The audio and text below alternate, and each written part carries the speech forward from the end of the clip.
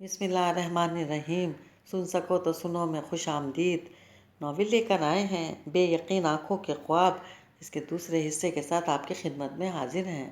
امید ہے آپ کو اس کا پہلا حصہ بھی پسند آیا ہوگا۔ پسند آیا ہو تو ہمیں کامنٹ باکس میں ضرور بتائیے گا۔ ہمارے چینل کو سبسکرائب کیجیے گا اور بیل آئیکن کو پریس کرنا مت بھولیے گا تاکہ آنے والی تمام حصات، تمام کہانیاں، تمام ناول آپ کو بر وقت ملتے رہیں۔ شکریہ۔ آہستہ آہستہ نوازش علی بڑی بے تکلفی سے ان کے گھر آنے جانے لگے۔ اب تو عظمت صاحب کی بیوی بھی ان سے پردہ نہیں کرتی تھی، بلکہ دروازے کے باہر کھڑی لمبی سی چمچماتی گاڑی انہیں بھی معروف کر دیتی تھی۔ نوازش علی شادی شدہ 3 بچوں کے باپ تھے اور پھر گھر تک رسائی انہوں نے عظمت صاحب کے ذریعہ حاصل کی تھی۔ کسی کو ان کی نیت پر شک تھا، نہ ان کے ارادے کسی پر ظاہر تھے۔ اب آپ ابا سے بات کیجیے نا، کب تک ہم یہ چھپ چھپ کر ملتے رہیں گے؟ شیزا کچی عمر کی الہٹ دوشیزہ تھی۔ وہ سمجھتی تھی نوازش علی کے راستے میں کوئی رکاوٹ، کوئی دیوار نہیں۔ وہ جب چاہیں اس سے نکاح کے 2 بول پڑھوا سکتے ہیں۔ بہت سے کام کرنے ہیں مجھے شیزا، میری جان۔ رفیہ کو اعتماد میں لینا ہے، بچوں کو سمجھانا ہے۔ میں کوئی آزاد آدمی نہیں ہوں۔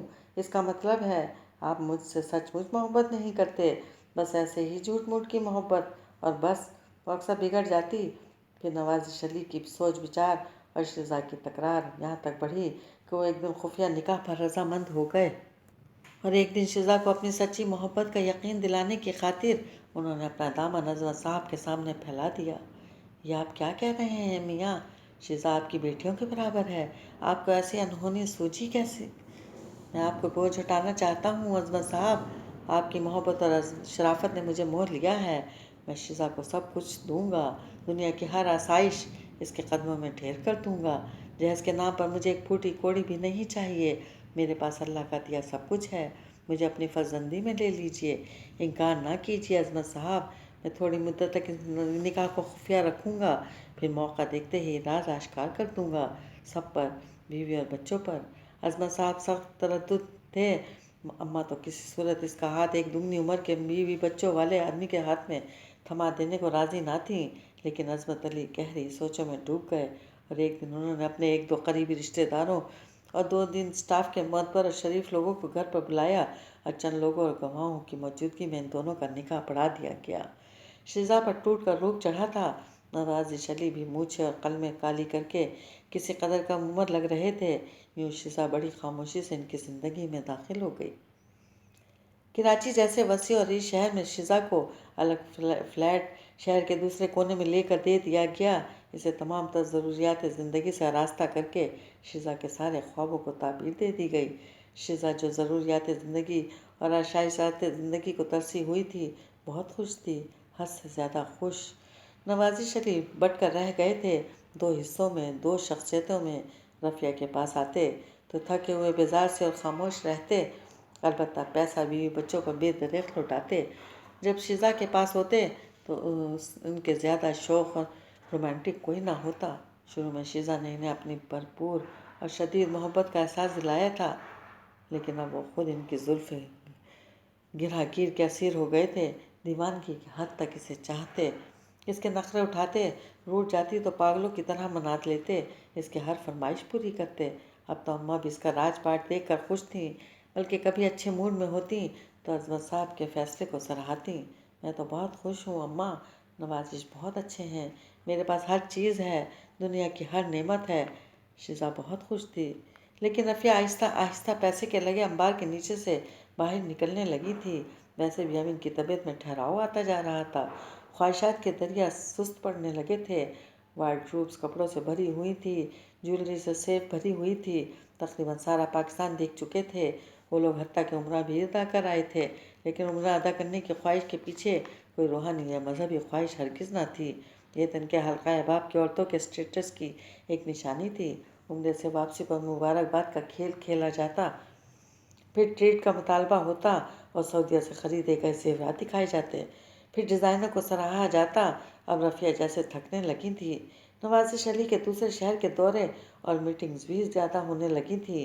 انہیں پتہ ہی نہیں چلا کہ نوازش علی تو ان سے بہت دور چلے گئے تھے۔ بچے اپنی اسٹڈیز میں مشغول تھے، کسی کا کوچنگ سینٹر کا ٹائم ہوتا، کوئی کسی برتھ ڈے پارٹی میں انوائٹڈ ہوتا۔ یہ کیسا گھر تھا؟ जहाँ किसी को किसी की खबर ना थी, वो डिप्रेशन का शिकार हो गई, आइसोलेशन का शिकार हो गई। अब कई बार जी चाहता वो सब मिलकर बैठें, अच्छी ज़िंदगी हासिल करने के लिए मिलकर मंसूबे बनाएं, एक दूसरे के करीब रहें, एक दूसरे के दुख सुख में शरीक हों। लेकिन ये क्या हो गया था? वो ज़िंदगी के किस दोहराए पर खड़ी थीं, तन्हा, अकेली। कीमती पोशाकें और चढ़ाऊ जेवरात कोई भी इनकी तन्हाई में नहीं बांट सकता था। इन्हें खबर ही ना थी नवाज़िश अली कहाँ जाते थे, कहाँ रहते थे, क्या करते थे। आप मुझसे बहुत दूर चले गए हैं, कहाँ जाऊँगा भला? खुद सोचो। तुम लोगों की ज़रूरियात और अखराजात पूरे करने के लिए किस तरह दिन रात घूमता हूँ। घर बैठ जाऊँ तुम्हारे घुटने से लग कर, तो फिर वही पुराने दिन लौट आएंगे। सोचो, बच्चे अब जिस स्टेटस में ज़िंदगी के आदी हो चुके हैं, कि इन सब आसाइशात के बगैर इनका गुजारा होगा। कहते तो नवाज़िश अली भी ठीक ही थे, मगर वो रफ़ाकत को तरसने लगी थी। कोई हो जो पास बैठे, कोई तो हो। तन्हाई ही तन्हाई थी। घर में आमतौर पर खामोशी छाई रहती, लेकिन एक दिन ये खामोशी टूट गई। अवैस को इसकी मतलूबा पॉकेट मनी नहीं मिली थी। निदा और हिना दोस्तों के साथ KFC जा रही थी। इन्हें भी एक्स्ट्रा मनी दरकार थी, और बाप ने सख्ती से जवाब दे दिया था कि न लल्लो थल्लो के लिए इनके पास पैसा नहीं। और वही बच्चे जो चुप रहते थे, खामोश रहते थे, भड़क उठे। बेटियां तो फिर भी खामोश हो गईं, मगर Awais, I am the only son of my parents के जोम में भी मुब्तला था। वो चीख पड़ा। नवाज़िश अली भी चीख रहे थे। घर में एक हंगामा बरपा था। मेरे पास कानून के ख़जाने नहीं हैं, कहाँ से लाऊं हर वक्त पैसे? आखिर कहाँ गया पैसा? अवैस चीखा। खा गए तुम लोग, सब खा गए। नवाज़िश अली बेटे से भी ऊंचा चीख रहे थे। वो कैसे कहते, कैसे बताते कि पिछले पूरे 1 साल से शिजा भी नवाज़िश अली की आमदनी में बराबर की हिस्सेदार थी। शिजा जवान थी, मनचाही बीवी थी, वो बराबर से कुछ ज़्यादा ही की हिस्सेदार थी। इसकी ख्वाहिशात, इसके तकाज़े ज़्यादा थे, और नवाज़िश अली किसी रोबोट की मानिंद इसकी हर ख्वाहिश की तकमील पर मजबूर थे। और इस दिन दिल का पहला दौरा पड़ा जब शिजा ने इन्हें खुशखबरी सुनाई थी कि वो माँ बनने वाली है। ये सब मैंने ऐसा तो नहीं चाहा था शिजा, तुम्हें मुझे बताना चाहिए था। अब जबकि 5वां महीना चल रहा है तो तुमने मुझे बताया है। वो सख्त परेशान थे। शादी तो गुज़िश्ता 1 साल से वो छुपाए हुए थे, मगर अब बात बहुत बढ़ गई थी। बच्चे को कैसे छुपाएंगे? बच्चा मेरी तन्हाई के लिए ज़रूरी था नवाज़िश। कभी कभी तो आप कई कई दिन तक नहीं आते। तन्हाई मुझे पागल कर देती है। अब मेरा बच्चा मेरी तन्हाई बांट लेगा। वो इतने परेशान हुए कि उठकर घर चले आए। यहाँ बच्चों से खर्च पर झगड़ा हो गया और वो रातों रात अस्पताल पहुँचा दिए गए। रफ़िया बेगम तड़प गईं। अगर नवाज़िश अली को कुछ हो गया तो ज़िंदगी कितनी भयानक हो जाएगी। वो सिसक सिसक कर रो दी। डॉक्टर्स के मुताबिक हालत खतरे से बाहर ना थी। दुआओं और सदका खैरात के ढेर लग गए। शिजा को कुछ खबर ना थी कि नवाज़िश अली पर क्या बीत गई थी। बड़ी ही दुआओं मन्नतों मुरादों के बाद नवाज़िश अली ने आँख खोली। वो बेहद कमज़ोर हो रहे थे, चुपचाप लेटे हुए थे। अवैस ने बाप के दोनों हाथ थाम कर आँखों से लगा लिए थे। आई एम सॉरी पापा, I am really very sorry. Awais कहते कहते ज़ोर ज़ोर से रो पड़ा। रफ़िया बेगम ने इसे पीछे हटा लिया। डॉक्टर ने ज़्यादा लोगों के मिलने पर पाबंदी लगा दी थी। जब वो डिस्चार्ज होकर घर आए तो डॉक्टर की बहुत सी हिदायतें साथ थीं। इनके कमरे से टेलीफोन हटा दिया जाए, कोई बुरी खबर इन्हें अचानक ना सुनाई जाए। परहेज़ी खाने की ताकीद साथ थी। बहुत दिनों से वो शिजा की तरफ नहीं जा सके थे, लेकिन हर पल इसकी याद आती। रफ़िया बेगम ने खिदमत और मोहब्बत की इंतहा कर दी थी। एक दिन नवाज़िश अली ने एक फ़ैसला कर लिया, रफ़िया को सब कुछ बताने का। रफ़िया, मैं तुम्हें आज एक राज बताना चाहता हूँ। कैसा राज नवाज़िश? वो पास आ बैठी। आज से 1.5 साल पहले मैंने दूसरी शादी कर ली थी। शिजा एक गरीब लड़की थी। अब वो मेरे बच्चे की माँ बनने वाली है। सारे बम उन्होंने एक साथ ही रफ़िया के भारी वजूद पर दे मारे। क्या कह रहे हैं आप? मैं ठीक कह रहा हूँ रफ़िया, मुझे माफ़ कर देना। गलतियाँ इंसानों से ही होती हैं। वो रोने लगे थे। रफ़िया बेगम अजीब से दोराहे पर आ गई थी। वो रोती चिल्लाती तो शायद नवाज़िश अली की हालत एक बार फिर बिगड़ जाती। वो चुपचाप वहाँ से उठ गईं। दूसरे कमरे में जाकर उन्होंने चटखनी चढ़ाई। रोते रोते बेहाल हो गईं, बाल बिखर गए। फिर वो सीना कूबी करने लगीं, बिल्कुल ऐसे जैसे नवाज़िश अली मर गए हों। वो बहुत रोईं। फिर वहीं रोते रोते इनकी आँख लग गई। بچے گھر پر نہیں تھے، ملازم بھی اپنے کاموں میں مصروف تھے۔ جب بہت دیر تک رفیہ واپس نہیں آئی تو نواز شریف کی پریشانی بڑھ گئی۔ ڈاکٹر کے مشورے کے مطابق ایک بیل ان کے بیڈ کی سائڈ ٹیبل پر رکھ دی گئی تھی۔ انہوں نے اسے زور زور سے بجانا شروع کر دیا۔ جینا ڈرائنگ روم کے ڈسٹنگ میں مصروف تھی، کچھ دیر تک سمجھی نہیں، پھر یاد آیا کہ اس بارے میں تو اسے خاص طور پر سمجھایا گیا تھا، لہذا وہ جلدی سے صاحب کے کمرے میں آ گئی۔ بیگم صاحبہ کو بلاؤ۔ جینا نے سب جگہ دیکھا، پھر گیسٹ روم کا بند دروازہ کھٹکھٹایا، لیکن کوئی جواب نہیں آیا۔ کھڑکیوں کے پردے گرے ہوئے تھے، اس کے اندر جھانکنے کی کوشش بھی ناکام ہو گئی۔ تبھی اویس گھر آ گیا۔ اس نے چابیاں ڈھونڈ کر دروازہ کھول ڈالا۔ وہ بے ہوش تھیں۔ وہ باپ کو بتانا نہیں چاہتا تھا، ماں کو ہوش میں لانے کی کوشش کرتا رہا۔ بالآخر رفیہ بیگم نے آنکھیں کھول دیں۔ کیا ہوا ماما؟ تمہارے باپ نے دوسری شادی کر رکھی ہے اویس، پچھلے 1.5 سال سے، اور اب ان کا بچہ بھی دنیا میں آنے والا ہے۔ وہ اویس کے گلے لگ کر چیخ چیخ کر رو دیں۔ پاپا کو اس عورت کو طلاق دینا ہوگی ماما، میں کسی اور کی شراکت ہرگز برداشت نہیں کروں گا۔ I am the only son of my parents. Owais بہت زور سے چیخا تھا۔ میں پاپا سے اس ظلم، اس زیادتی کا حساب لوں گا۔ آئی ول شوٹ ہم۔ اویس رک جاؤ، ان کی حالت ٹھیک نہیں ہے، بیٹا رک جاؤ۔ تبھی ندا اور ہنا بھی کالج سے گھر آ گئیں۔ ساری بات جان کے تو وہ دونوں بھی رو دیں۔ دس از ناٹ فیئر ماما، پاپا کو ایسا نہیں کرنا چاہیے تھا، دس از ٹو مچ۔ وہ انگریزی میں احتجاج کر رہی تھی، افسوس کر رہی تھی۔ پھر تینوں بچے ماں کے گلے لگ گئے۔ آپ پریشان نہ ہو ماما، پاپا کو اس عورت کو طلاق دینا ہوگی۔ اویس بار بار ایک ہی بات کہتا تھا، لیکن باپ کے سامنے جانے کی ہمت کسی میں نہ تھی۔ ماما، آپ پاپا سے ان کی ساری جائیداد اور سارا بینک بیلنس اپنے نام لکھوا لیں۔ بہت دن تک گھر کی فضا مگدر رہی۔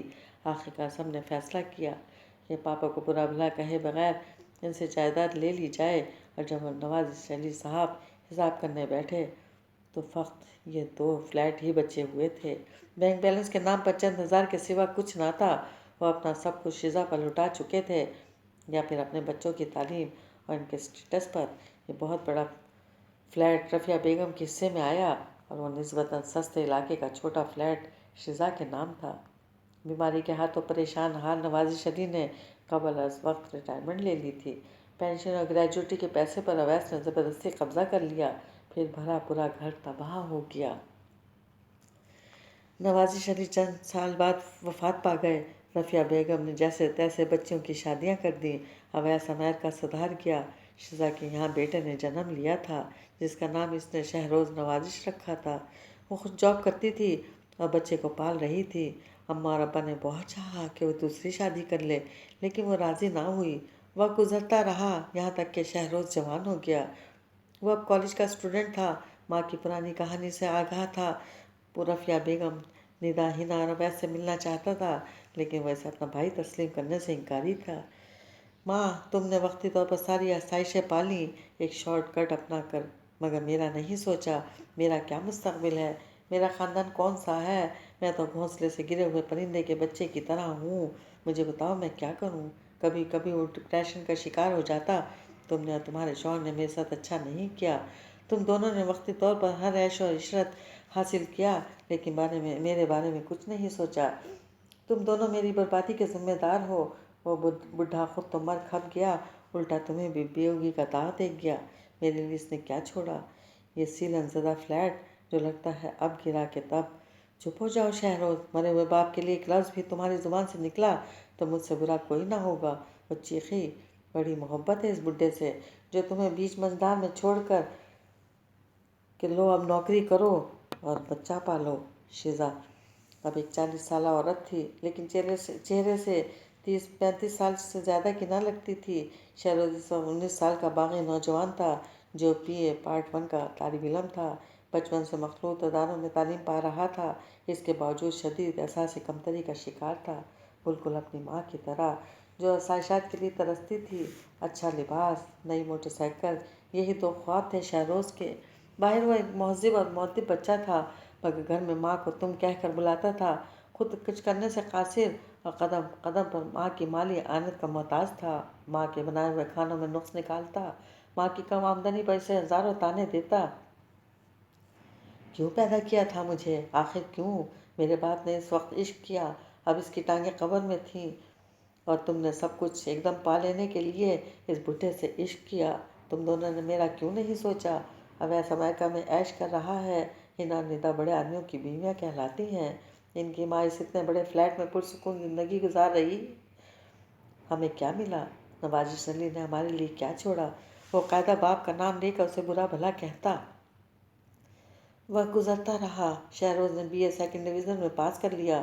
وہ نوکری کرنا چاہتا تھا لیکن ماں اسے ماسٹرز کروانا چاہتی تھی، اس لیے اس نے سر توڑ کوشش کے بعد اس کا MA انگلش میں ایڈمیشن کروا دیا تھا۔ یونیورسٹی میں آ کر شہروز کو کچھ آوارہ قسم کے دوست مل گئے جن کا کام صرف کینٹین میں بیٹھ کر سگریٹ پھونکنا اور لڑکیوں کی باتیں کرنا تھا۔ شہروز کے چہرے مہرے سے شرافت ٹپکتی تھی۔ کلاسز بھی وہ اٹینڈ کر لیتا تھا، اس لیے اکثر لڑکیاں اس سے بات کر لیتی تھیں، خاص طور پر تسکین علی اس پر کافی مکرم نظر آتی تھی۔ اڑا لے یار، اڑا لے، بڑے باپ کی خوبصورت بیٹی تجھ پر جان چھڑکتی ہے، کچھ فائدہ اٹھا لے، کیوں بیوقوف بنا ہوا ہے؟ اس کے ایک دوست نے اسے اکسایا۔ کیسا فائدہ؟ وہ چونکا۔ ارے گھامڑ، اسے کہہ تجھے سونے کی موٹی سی زنجیر گفٹ کرے، کوئی انگوٹھی وغیرہ لے لے، تیرے ہاتھ بڑے خوبصورت ہیں، خوب جچے گی انگوٹھی تیری انگلی میں۔ چھوڑو یار، میں ایسی کمینی حرکتیں نہیں کر سکتا۔ شہروز نے اکتا کر جواب دیا۔ اچھا بھائی، تیری مرضی۔ ہم پر تو کوئی امیر ذاتی رچ جاتی تو اپنا پورا خرچہ اسی پر ڈال کر خود نشچت ہو جاتے۔ رضا نے سگریٹ کا دھواں ہوا میں چھوڑا۔ اب شہروز آہستہ آہستہ تسکین علی کے قریب ہونے لگا۔ اکثر دونوں لائبریری اور کینٹین میں اکٹھے نظر آتے۔ ایسے میں اس کے وہ آوارہ منش دوست اسے ضرور آنکھ مارتے۔ تبھی ایک دن اس نے عام سے طریقے سے تسکین کو بتایا کہ اس کی برتھ ڈے آ رہی ہے۔ اچھا کب؟ وہ بڑی ایکسائٹڈ ہو رہی تھی، اور 2 اپریل کو اس نے لاک کر خاموشی سے ایک سونے کی موٹی سی زنجیر، اس میں T اور S کے حروف بطور خاص ڈالے گئے تھے، ہیپی برتھ ڈے ٹو یو کی گنگناہٹ اور ایک ادر کارڈ کے ساتھ اسے لا تھمائی۔ ارے! وہ حیران سے زیادہ پریشان ہو گیا۔ میں یہ نہیں لے سکتا ہوں، نہ پہن سکتا ہوں۔ اماں پوچھیں گی تو کیا بتاؤں گا؟ کہہ دینا تسکین میری دوست ہے، اس نے گفٹ کی ہے۔ وہ بڑی سہولت سے کہہ گئی، لیکن وہ پریشان ہو گیا۔ دیکھو، میں غریب ورکنگ وومن کا بیٹا ہوں۔ کل کو جب تمہاری برتھ ڈے آئی تو میں اس قسم کا تحفہ نہیں دے پاؤں گا۔ مانگا کس نے ہے؟ وہ بڑی ہی فراخ دل، بڑی دیالو تھی۔ وہ حیران تھا۔ اب وہ باتوں باتوں میں اس کی ویسٹ اور لینتھ کا ناپ پوچھ لیتی اور بہانے بہانے سے نئی جینز اور شرٹس گفٹ کر دیتی۔ یہ سب تم کیسے خریدتی ہو؟ گھر والے پوچھتے نہیں لڑکی ہو کہ یہ مردانہ شاپنگ کس کے لیے؟ گھر والے ہر وقت میرے سر پر سوار نہیں ہوتے۔ ڈرائیور کے ساتھ جاتی ہوں، کسی بڑے سے ڈپارٹمنٹل اسٹور میں گھس کر تمہارے لیے شاپنگ کر لیتی ہوں۔ بند شاپنگ بیگ میں کیا ہے کسی کو کیا معلوم؟ وہ حد درجہ بے لاپرواہی سے جواب دیتی۔ شیزا سخت پریشان تھی۔ یہ کون سا دوست ہے تمہارا، ایسا مزاج زادہ جو تمہیں مہنگی چیزیں گفٹ کرتا ہے؟ کہاں رہتا ہے؟ باپ کیا کرتا ہے؟ ڈیفینس میں 1000 گز کی کوٹھی ہے ان کی۔ باپ بزنس مین ہے۔ گھر میں 2 گاڑیاں ہیں، نوکر چاکر، ڈرائیور، خانسامہ، چوکیدار، امیروں والے سارے لوازمات کے ساتھ رہتا ہے۔ وہ میرے باپ کی طرح نہیں ہے اس کا باپ۔ وہ پھر سے تلخ ہونے لگا۔ شیزا نے ٹاپک بدل دیا۔ اب تسکین علی شہروز کو اپنے ساتھ میکڈونلڈ لے کر جاتی، KFC، پیزا ہٹ، چائنیز فوڈ۔ وہ سب کچھ کھاتا پیتا پہنتا اور مست رہتا۔ اب وہ تسکین کے تحائف کا برا نہیں مانتا تھا، پریشان نہیں ہوتا تھا۔ اب وہ ڈرائیونگ بھی سیکھ گیا تھا۔ کبھی کبھی تسکین تنہا اپنی گاڑی پہ آتی، واپسی پہ وہ دونوں لانگ ڈرائیو پر نکل جاتے۔ سارا رستہ رومانٹک باتیں ہوتی، روٹنا منانا ہوتا، ڈیک پر خوبصورت انگلش گانے بجتے۔ زندگی بے حد خوبصورت، بے حد حسین ہو گئی تھی۔ اب شہروز کے مزاج کی تلخی بھی کم ہو گئی تھی۔ اب اسے چھوٹی موٹی ضرورتوں کے لیے ماں کے آگے ہاتھ نہیں پھیلانا پڑتا تھا۔ شیزا نے بھی چپ ساتھ لی تھی اور وہ تسکین علی کے ساتھ ہواؤں میں اڑتا پھرتا تھا۔ ان کے پرائیویسیز کے ایگزام ہو گئے تھے۔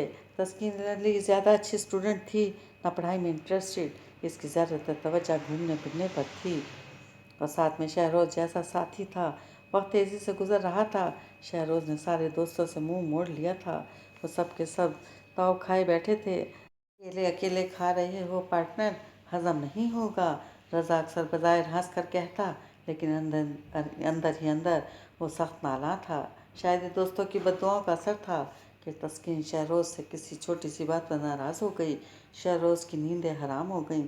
شیپ بڑھا لی اس نے، एक ही जोड़े में कई दिन यूनिवर्सिटी आता रहा, बिल्कुल मजनू बन गया था। सुलह की हर कोशिश नाकाम हो गई। कहो तो मैं कोशिश कर देखूं। रज़ा इससे उम्र और तजर्बे में बड़ा था। इसने ज़रा सा हाल दिल पूछा और शहरोज़ ने बरसते आंसुओं समेत सब कुछ कह डाला। रज़ा की कोशिश बराबर साबित हुई। वो मान गई। दोनों यूं मिले जैसे सदियों बाद मिले हों। अब शहरोज़ रज़ा से थोड़ा दबने लगा था। इसका एहसानमंद था। पिछले एक हफ्ते से तस्कीन यूनिवर्सिटी नहीं आ रही थी। अपने किसी कज़न की शादी में शिरकत के लिए लाहौर गई हुई थी। और यही वो दिन थे जब रज़ा शहरोज़ को बहुत करीब आ गया। यूँ थोड़ा थोड़ा करके खा रहे हो यार, कोई बड़ा हाथ मारो। क्या मतलब ये कि तस्कीन से कहो कोई बड़ी रकम साथ लाए, अपने साथ लेकर कहीं दूर निकल जाओ, अपना मुस्तकबिल बनाओ। तुम क्या समझते हो, एमए की डिग्री लेकर तुम्हें वज़ीर तालीम बना दिया जाएगा? देखो मियाँ, इस मुल्क के हालात बहुत ख़राब हैं। कम अज़ कम इतना तो हथिया लो कि यूरोप अमेरिका में से किसी मुल्क का वीज़ा लगवा कर मुल्क से बाहर जा सको। बाकी ज़िंदगी ऐश करोगे। ऐश, ये जो फिल्मों और ड्रामों के हीरो होते हैं ना, वो तालीम हासिल करके बेवा माँ के दिल दर्द होते हैं। हकीकी ज़िंदगी में कहीं ऐसा नहीं होता। तुम जवान आदमी हो, कुछ हाथ पैर मारो। इतने बड़े बिजनेसमैन की बेटी तुम पर लट्टू है और तुम हो के हाथ पर हाथ धरे बैठे हो। फिर क्या करूं मैं? पहले ये बताओ, तुम तस्कीन के लिए कितना सीरियस हो? क्या शादी वादी का कोई प्रोग्राम है? शादी तक तो कभी बात गई ही नहीं, बस दोस्ती का रिश्ता है इससे मेरा। तो फिर दोस्त, वो जो मुसीबत में काम आए, फ़ायदा उठाओ इस दोस्ती से, समझे? अब शहरोज़ की सोचें नए और मनफी धारे पर बह निकली थी। वो यूनिवर्सिटी से घर आकर मन ही मन में कई मंसूबे बनाता। तस्कीन अली को सीढ़ी बनाकर तरक्की के रास्ते पर चलने के मंसूबे।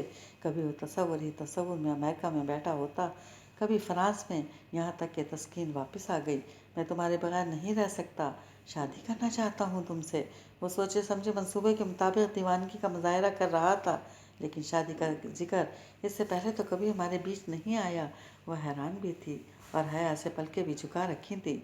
तुमसे दूरी मेरे लिए नाकाबिले बर्दाश्त है तस्कीन। I love you.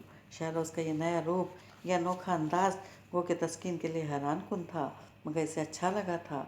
अपनी अम्मा को हमारे घर भेजो ना, वो सुर्ख पड़ जाती। तुम्हारे घर वाले कभी हाँ नहीं करेंगे तस्कीन। मेरी और तुम्हारे स्टेटस में बहुत फ़र्क है। वो दुखी और होकर और भी अच्छा लग रहा था। जो जो वक्त गुजर रहा था, वो तस्कीन के लिए दीवानगी का मुजाहरा करने लगा था।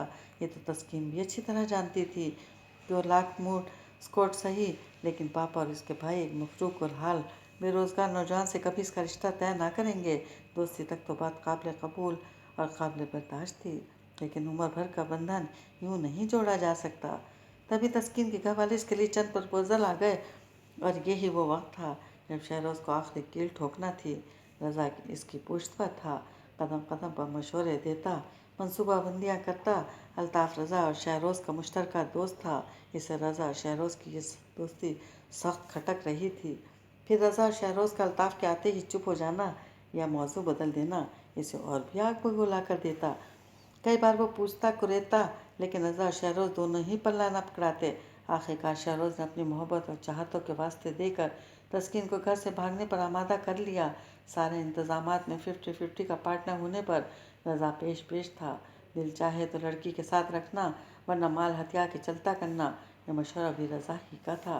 मुकर्रर दिन और वक्त पर 2 लाख रुपए जो तस्कीन ने अपने बाप के सेब से उड़ाए थे, बाड़ी जरा और सेट का बक्स लेकर वो शहरोज़ के पास आ गई। अब क्या इरादे हैं शहरोज़? वह सख्त घबराई हुई थी। वो नौ तामीर शुदा मकान जहाँ वो दोनों ठहरे हुए थे, रज़ा के किसी दोस्त की बहन का था जो बैरून मुल्क मुकीम थी, और फ़िलहाल मकान खाली था। शहरोज़ को सख्त सर्दी में पसीने आ रहे थे। आज रात तुम दोनों यहीं ठहरो, तलाश का जोर कम हो जाएगा तो मैं तुम दोनों को यहाँ से निकाल लूँगा। फिक्र ना करना, मैं रात में फिर आऊँगा। रज़ा तसल्ली देकर चला गया। शहरोज़ के इरादे डामाडोल थे। अभी भी कुछ नहीं बिगड़ा था। वो तस्कीन को इसके घर छोड़ देता और ख़ुद आराम से जाकर अम्मा के पास सो जाता। इतना बड़ा जुर्म कर गुजरने की इसमें हरगिज़ जुर्रत और हिम्मत ना थी अगर पुष्प रज़ा ना होता।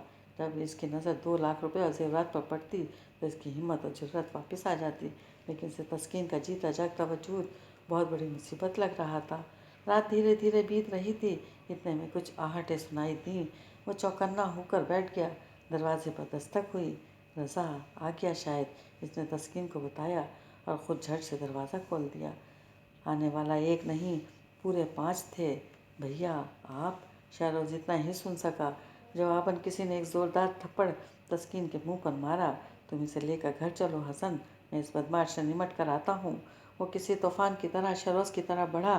तुम कमीने, तुम्हें तो मैं आज अच्छी तरह सबक सिखाऊंगा ज़लील इंसान।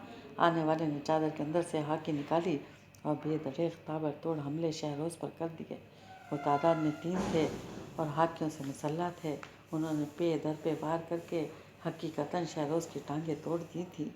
जाते जाते वो 2 लाख रुपए और जेवरात का बक्स भी साथ ले गए। इनके बाहर निकलने के बाद दरवाज़ा एक बार फिर खुला और अल्ताफ़ का चेहरा नज़र आया। कैसी रही? शहरोज़ ने नीम बेहोशी में इसकी आवाज़ सुनी और फिर गाफिल हो गया। आधी रात को रज़ा आया तो सूरत हाल यकसर तब्दील हो चुकी थी। न तस्कीन थी, न रुपया पैसा। ज़ख्मी और बेहोश शहरोज़ के सिवा कमरे में कुछ ना था। ये सब कैसे हुआ? रज़ा खौफज़दा हो गया। फिर बड़ी मुश्किल से बेहोश शहरोज़ को घसीट कर गाड़ी में डाला और इसके घर के आगे उतार कर बैल बजाकर खुद 9-2-11 हो गया। शीज़ा ने दरवाज़ा खोला और बेहोश ज़ख्मी बेटे को देखकर इसने सीने पर 2 हत्तर मारे मारे बहुत ज़ोर से चीखी, रोई, चिल्लाई। यहाँ तक कि पड़ोसी बाहर आ गए और शहरोज़ के ज़ख्मी होने को किसी तकरीबकारी से मौसूम करते हुए मुझसे जना अस्पताल ले गए। शीशा का रो रो के बुरा हाल था। मेरी उम्र भर की कमाई यही एक बेटा ही तो है। इसने किसी का क्या बिगाड़ा था? कैन गुंडों, इन दरिंदों को, इन कारों को पूछने वाला कोई नहीं। कहाँ मर गई ये पुलिस, ये कानून? सब ने आंखें और कान बंद कर रखे हैं। आखिर क्यों? वो रो रो कर दुहाइयाँ दे रही थी। बैंक में जो कुछ इसकी जमा पूंजी थी निकाल ली। जहाँ जहाँ से कर्ज मिल सकता था कर्ज लिया, ऑफिस से एडवांस लिया। शीज़ा ने कोई जगह ना छोड़ी थी क्योंकि इसका खूबसूरत जवान बेटा अस्पताल में लेटा था। मुस्तकबिल में भी इसके चलने फिरने के कोई इम्कानात नहीं थे। डॉक्टर्स मायूस थे। ऐन मुमकिन था कि बैसाखियाँ सदा के लिए इसके बाजुओं में थमा दी जाती।